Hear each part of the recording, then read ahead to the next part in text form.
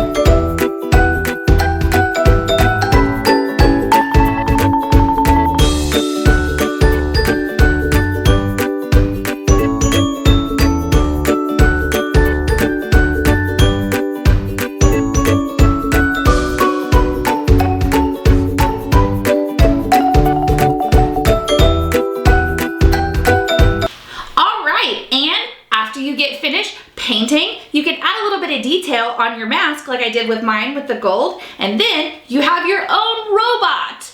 You can make all kinds and take pictures with your family or put on a show.